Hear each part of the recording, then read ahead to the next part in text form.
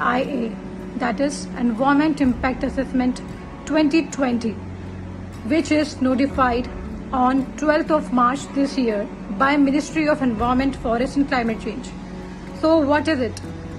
What laws, policies and amendments made in this draft EIA, which not only brought environmentalists, activists, climate activists, advocates together, but also common people and students union together, just to stand for the withdrawal of this EIA 2020.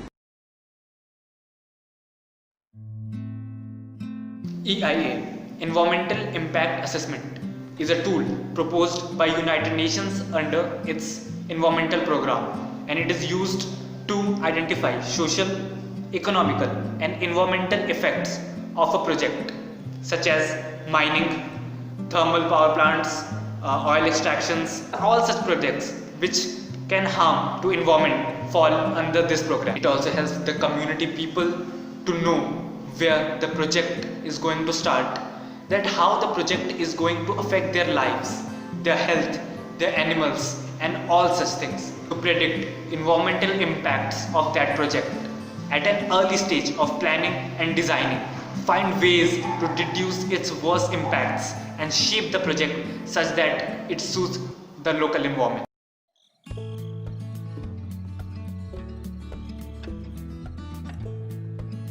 On the 27th January 1994, the Government of India had provided, under the Environmental Protection Act of 1986, a legislation to make EIA mandatory for many developmental projects.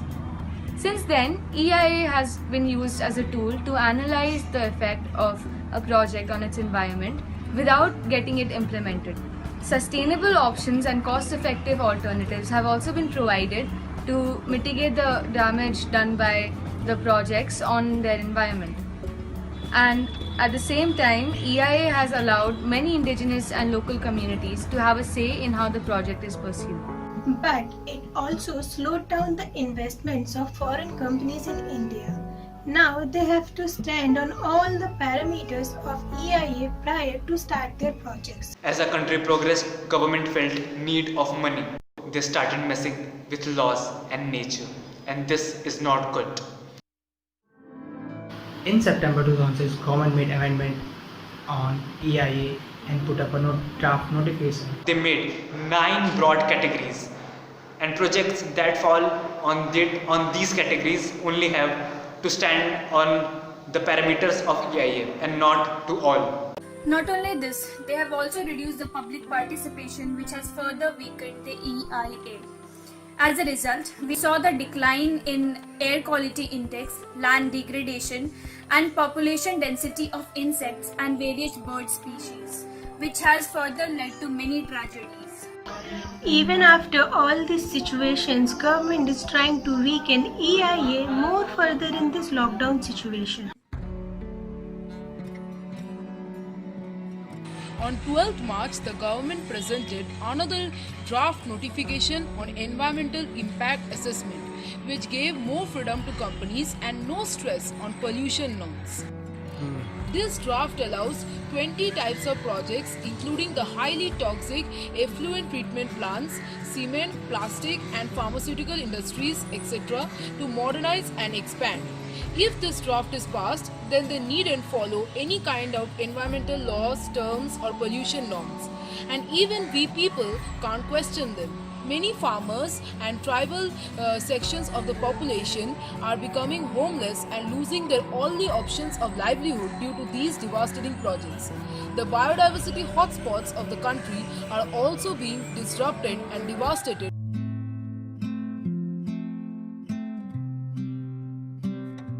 We need to stop this. We do have a chance. The government has put this draft into public consultation till June 30. The decision on what stays or what goes away from the law requires input from the people who will be affected by it. This is practically impossible during the lockdown period, but we don't have that much time now.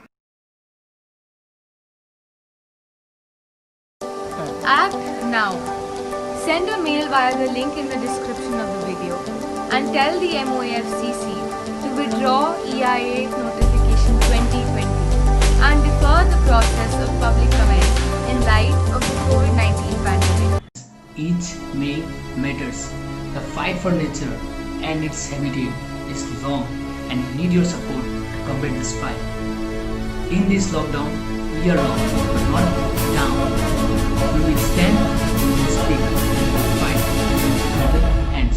We've been fighting our demons just to stay afloat. Been building a castle just to watch it fall. Been running forever just to end up here once more. And now we know this is not the world we had in mind. But we got time. We are stuck on answers we can't find. But we got time. And even though we might have lost tonight, the skyline reminds us of a different time. This is not the world we had in mind. But we got time. I am here to speak for all generations to come. I am fighting for my future. I am afraid to breathe the air because I don't know what chemicals are in it. And now we hear of animals and plants going extinct every day, vanishing forever. All this is happening before our eyes, and yet we act as if we have all the time we want and all the solutions. If you don't know how to fix it, please stop breaking it. Thank you. Join us with our fight against every environmental injustice. To know more about Youth for Climate India, check the link in description. Thank you for watching this video.